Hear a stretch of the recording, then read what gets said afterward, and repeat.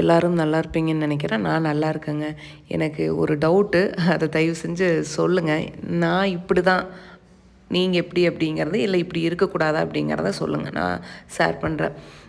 குழந்தைக வளர்த்துறோம்ல, குழந்தைக வளர்த்துறதில எப்படி வளர்த்தலாம் அப்படிங்கிறது எனக்கு மிகப்பெரிய டவுட்டுங்க உண்மையாலுமே.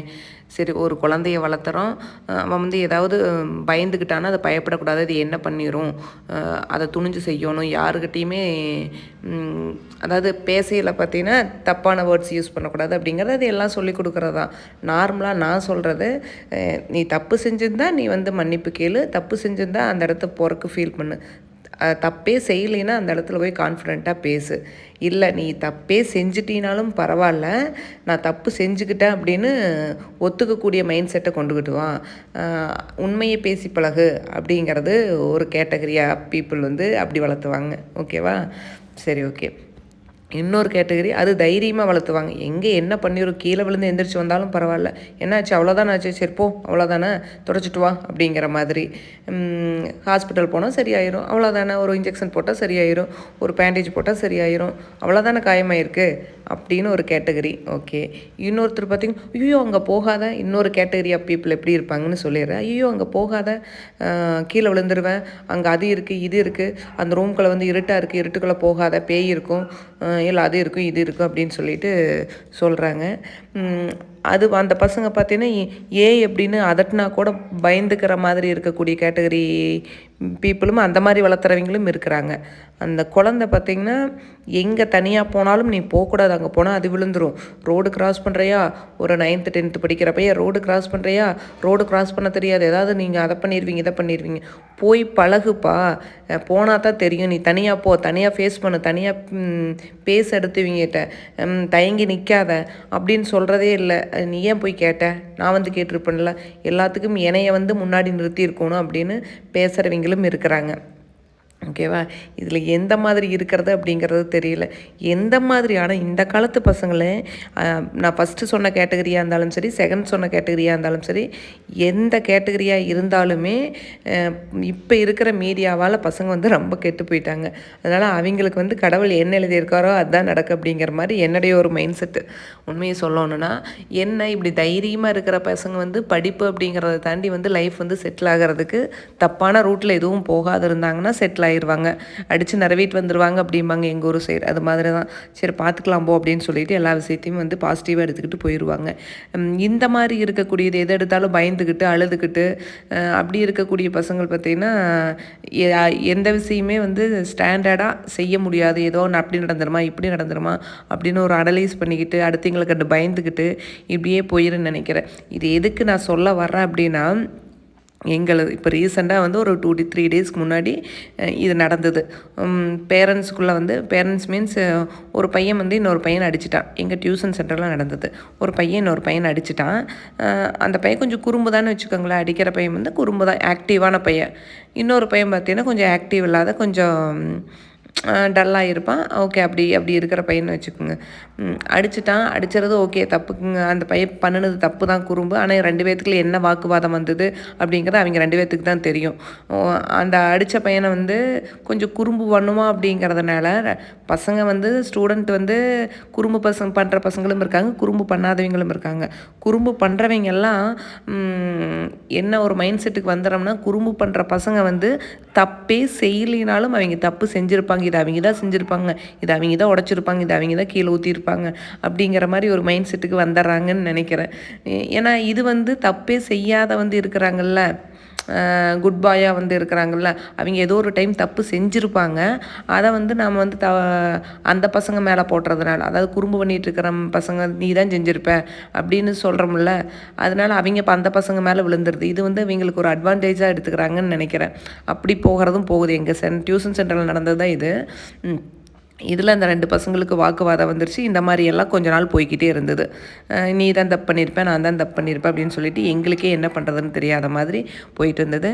இதில் அந்த பையனுக்கு 2 பேர் வந்து கொஞ்சம் வாக்குவாதம் வந்து கொஞ்சம் அடிச்சிட்டாங்க.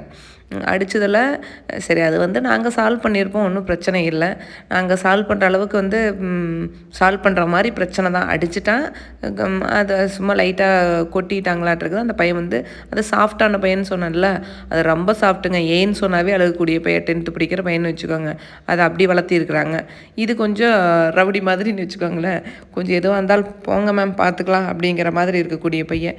அந்த மாதிரி இருக்கிறதுல 2 பேரும் அடிதடி வந்துருச்சு. அது வந்து அவங்க பேரண்ட்ஸ் வரையிலும் போய் அந்த சாஃப்டான பையன் வீட்டிலேருந்து வந்து கொஞ்சம் பேசுறதுக்கு ஆரம்பிச்சிட்டாங்க.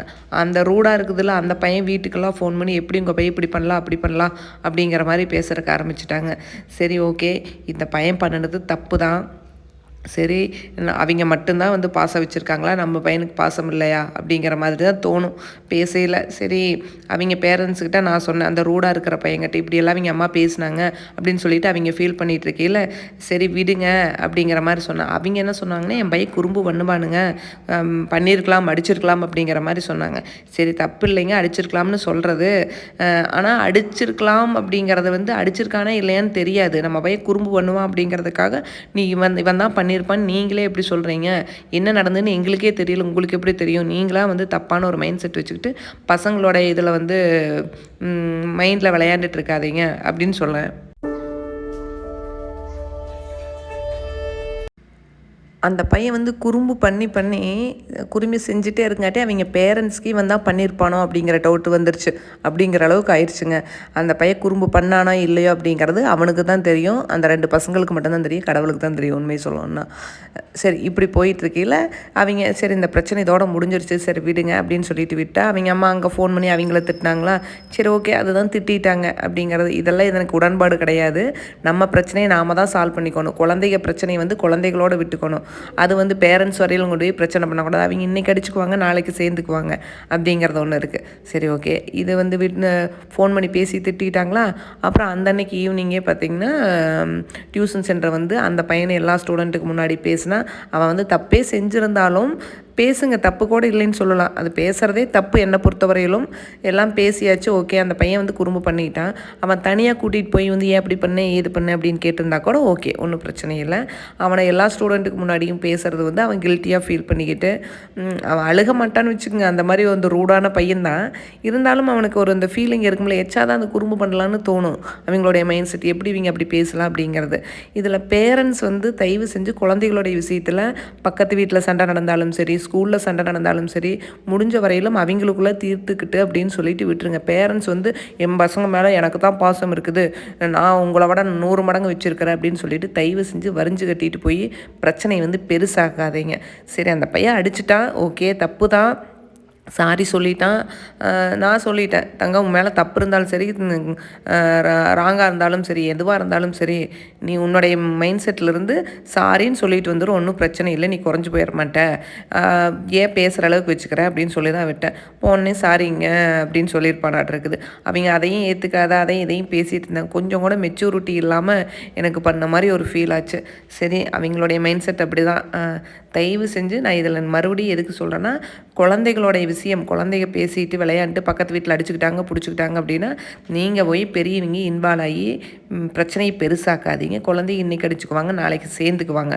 அதோடு விட்டுட்டு கடந்து போயிட்டே இருங்க. அது உங்கள் பிரச்சனை, நீங்களே சால்வ் பண்ணிக்கோங்க அப்படின்னு அவங்ககிட்டயே விட்டுட்டு வந்துடுங்க. இது ஷேர் பண்ணணுன்னு தோணுச்சுங்க, அதுக்காகவே இந்த வீடியோ போட்டேன். சரி இன்றைக்கி கொஞ்சம் வேலையெல்லாம் ஹெவி தான். இப்போ வந்து அரிசி வந்து 2 படி ஆட்டி வைப்பேங்க வீக்லி ஒன்ஸோ அப்படிங்கிற மாதிரி. இப்போ தீரதே இல்லை. சரி ஏன் அப்படி போட்டு ஆட்டிகிட்டு இருக்காட்டு அப்படின்னு ஒரு நாள் விட்டு ஒரு நாள் அப்படிங்கிற மாதிரி அரைச்சிக்கிற மாதிரி இருக்குது. இன்றைக்கி சுண்டல் சிறுதானியம் அடமாவு அந்த மாதிரின்னு வச்சுக்கோங்களேன், பாசிப்பயிறு தட்டைப்பயிறு எல்லாம் என்னென்ன கைக்கு சிக்குதோ எல்லாம் போட்டு ஆட்டி வச்சேன். தோசை சூப்பராக வந்துச்சு. கருப்பு கவுனி அரிசி தான் போட்டேன். நான் இன்னும் 2 நாள் கழித்து மாப்பிள்ளை சம்பா சிவப்பு கவுனி போட்டுக்கலாம் அப்படின்னு சொல்லிட்டு இன்றைக்கி அதுதான் போட்டு செஞ்சேன். தோசை சூப்பராக வந்துச்சு. இட்லி கூட நான் வராத என்னமோன்னு நினச்சேன். ரெகுலராக செஞ்சுட்டு இருந்ததை தான் இப்போ டக்குன்னு விட்டுட்டேன். சரி இந்த அரிசி கொண்டு போய் கடையில் கொடுத்து ஆட்டிக்கிட்டு வந்துடுறது அப்படிங்கிற மாதிரி ஒரு சோம்பேறித்தனமாக போயிடுச்சு. சரி இப்போ நீ இது வேண்டாமப்பா, ரெகுலராக வந்து நாமளே ஆட்டிக்கலாம் அப்படின்னு சொல்லிட்டு கொஞ்சமாக கொஞ்சம் ஒரு காப்படி மட்டும் ஊற வச்சு நைட்டு ஊற வச்சுட்டு காலையில் அரைச்சிக்க வேண்டியது, அரைச்சிட்டு தோசை ஊற்றிக்க வேண்டியது. ஒரு டெய்லி அரைச்சிக்க வேண்டியது, மிக்ஸிலேயே போட்டு அரைச்சிக்க வேண்டியது, அந்த மாதிரி பண்ணிக்க வேண்டியது. கொஞ்சம் ஆனால் இந்த மாதிரி ஆட்டின மாவெல்லாம் ஃப்ரிட்ஜில் வச்சோம்னு வச்சுக்கோங்க, அடுத்த நாளே புளிச்சிரும். அதனால் அரைச்சி அந்த அன்றைக்கி ஊற்றினா நீட்டாக இருக்கிற மாதிரி இருக்கும். இன்றைக்கி சிங்கு ஃபுல்லாக பாத்திரங்க. இன்றைக்கி என்னென்னு தெரியல, டயர்டாக இருந்துன்னு போட்டு போய் படுத்துட்டேன். 10, 11 மணிக்கு எந்திரிச்சு தான் இந்த வேலை செஞ்சுட்ருக்கிறேன். ஏகப்பட்ட பாத்திரம் சேர்ந்துருச்சு. ஏன்னா காலையில் நேரமே எந்திரிக்கிறனால 7 மணிக்கு ஸ்கூல் பஸ் வந்துடுறதுனால ஸ்கூல் அனுப்பிச்சுட்டோன்னே கொஞ்சம் நேரம் போய் படுத்துருவேன். இன்றைக்கி என்னென்னு தெரியல, ரொம்ப நேரம் படுத்துட்டேன். ஏதோ சம்திங் ஏதோ போட்டு கன்ஃபியூஸ் பண்ணிக்கிட்டு எதையோ நினச்சிக்கிட்டே இருந்த மாதிரி இருந்தது. சரி போய் படுத்துக்கலாம், மெதுவாக செஞ்சால் போதும் அப்படின்னு சொல்லிட்டு போய் படுத்துட்டு பாத்திரத்தை கழுவி வச்சு, சரி அது காஞ்சிருச்சு, சரி எடுத்து எல்லாம் வச்சிடலாம் அப்படின்னு சொல்லிட்டு எடுத்து வச்சேன். இந்த சிங்கை க்ளீன் பண்ணுறது தான் பெரிய விஷயமா இருக்கும். டெய்லியுமே க்ளீன் பண்ணி விட்டுட்டோம்னா நம்மளுக்கு அதிகமாக வந்து நீட்டாக இருக்கிற மாதிரி ஒரு ஃபீல் ஆகுது. கஜகஜன்னு இருக்காது. அப்படியே நான் பாத்திரம் கழுவுற சோப்பையே அப்படியே ஊற்றி அப்படியே க்ளீன் பண்ணி விட்டுருவேன். முடிஞ்ச வரையிலும் கொஞ்சம் 10, 11 மணிக்குள்ள வேலையை முடிச்சிட்டோம்னா கொஞ்சம் நல்லா இருக்க மாதிரி இருக்கும். இன்றைக்கி ஃபுல் டே வேலையை செஞ்சுட்டே இருந்த மாதிரி இருந்தது. அதையும் செஞ்சுட்டு இந்த வீடியோ எடிட் பண்ணிவிட்டு இதுக்கு 1 மணி நேரத்தில் முடிச்சலான்னா 1 மணி நேரத்துல எல்லாம் முடியறதில்ல. பாருங்களேன், ஊற வச்சு வச்சுருந்தேன். நைட்டு ஊற வச்சுட்டேன், சரி காலையில் அரைச்சிக்கலாம் அப்படின்னு. இந்த உளுந்தும் பார்த்திங்கன்னா கருப்புளுந்து எப்பயுமே உளுந்து வந்து நான் கருப்புளுந்து தான் வாங்குவேன். கருப்புளுந்து மீன்ஸ் பொட்டு எடுக்காதது. அதை அப்படியே போட்டு அரைச்சிக்குவேன். போட்டு லைட்டாக ஒரு கழிஞ்சிட்டு அப்படியே போட்டு அரைச்சிருவேன். ஏன்னா கருப்புளுந்து ரொம்ப நல்லது, உடம்புக்கு நல்லது அப்படிங்கிறதுனால அதிகமாக கழிய மாட்டேன், பொட்டோடு யூஸ் பண்ணிடுவேன். இந்த நெய்யும் அப்படி தாங்க. ஒரு வாரமா 1 மாதமே ஆயிடுச்சு. அது அப்படியே இருந்தது ஃப்ரிட்ஜுக்குள்ளே. சரி வெண்ணெய் எடுத்து நெய் தீந்துருச்சு. சரி ப்ரெட் ரோஸ்ட் போடலான்னு பார்த்தா நெய் இல்லை. சரி அதையும் செஞ்சு வச்சலாம் அப்படின்னு சொல்லிட்டு முருங்கை தலையில் கருவேப்பிலை போட்டு செஞ்சாச்சு இன்றைக்கி.